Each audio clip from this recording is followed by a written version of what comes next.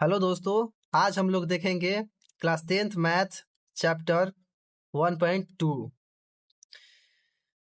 यहाँ प्रश्न लिखा हुआ है कि निम्नलिखित संख्याओं को अभाज्य गुणनखंडों के रूप में व्यक्त कीजिए। ठीक है। मतलब अभाज्य गुणनखंड के रूप में लिखना है। पहला क्वेश्चन है 140, इसको लिखना है अभाज्य गुणनखंड के रूप में। चलो अब हम इसे बनाते हैं। हल 140, इसे का HCF निकालेंगे हम लोग। अभाज्य गुणनखंड के रूप में लिखना है तो सबसे पहले देखो, यहाँ जीरो है तो सम संख्या से विभाजित होगा। तो सबसे पहले देखेंगे हम लोग दो से विभाजित होता है कि नहीं होता है। तो दो से हम लोग करेंगे तो यहाँ पे हो जाएगा 70 बार में कट जाएगा। फिर यहाँ पे जीरो है, फिर सम संख्या से विभाजित होगा तो फिर हम लोग दो से देखेंगे तो 2 बार में कट जाएगा, ये 35 बार में। तो लिख देंगे 2, यहाँ 35 दूनी 70। ठीक है। अब यहाँ पे है 5 है तो सम संख्या से विभाजित नहीं होगा, ये होगा विषम संख्या से विभाजित। विषम संख्या में 5 है यहाँ पे, तो 5 है तो 3 से कटेगा या 5 से कटेगा। ठीक है। तो सबसे पहले 3 से देखते हैं, तो 3 से कट जाएगा ये, तो 3 से कटा लेते हैं। 3 से कटेगा नहीं यार, 3 से नहीं कटेगा। लिखिए। ये कटेगा 3 से नहीं, 7 से कटेगा। 7 पचे 35, तो यहाँ 7 लिख लेंगे। ये कट जाएगा आपका 7 पचे 35, 5 बार में। तो ये 5 है तो 5 बार में एक हली से कट गया। अब इसे लिखना है 2 140 बराबर 2, ये सब लिख देना है यहाँ पे गुना में। 2 इंटू ये 2 है तो फिर 2, 7 है फिर 7 इंटू 5। ठीक है। तो बराबर में 2 बार है तो इसे 2 का स्क्वायर कर देंगे। 2 बार गुना 7 गुना 5, यह हो गया आपका आंसर।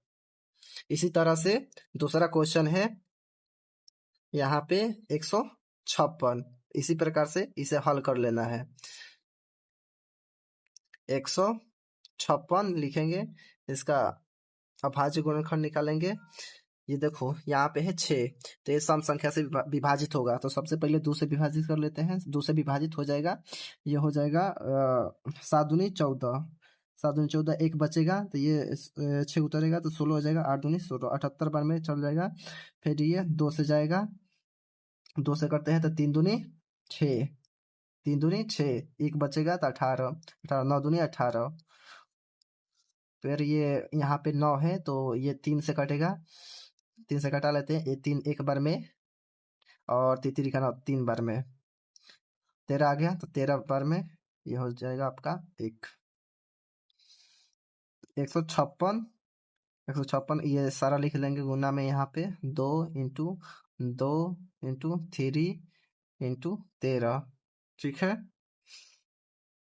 तो इसे सिंप्लीफाई कर देंगे और तो 2 का 2 बार है तो 2 स्क्वायर कर देंगे। यहाँ पे 3, यहाँ पे आ जाएगा ये 13 आंसर। ठीक।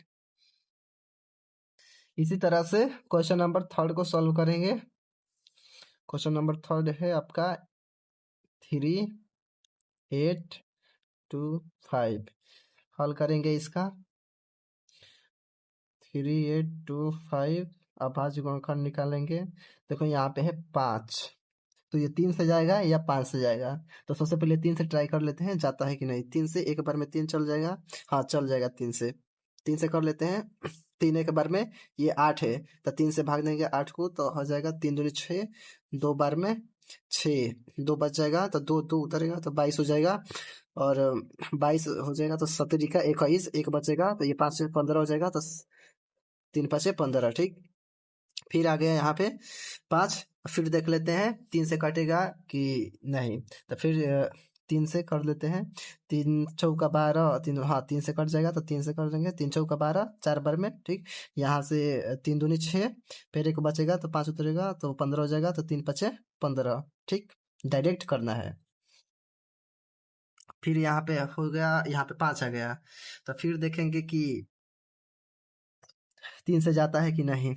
तो 3 से एक बार में चल जाएगा 4, और नहीं 3 से एक एक बच जाएगा, तो यहाँ पे 12 हो जाएगा। 3 5 मतलब नहीं, 3 से नहीं जाएगा, फिर 5 से कर लेते हैं, 5 से चल जाएगा।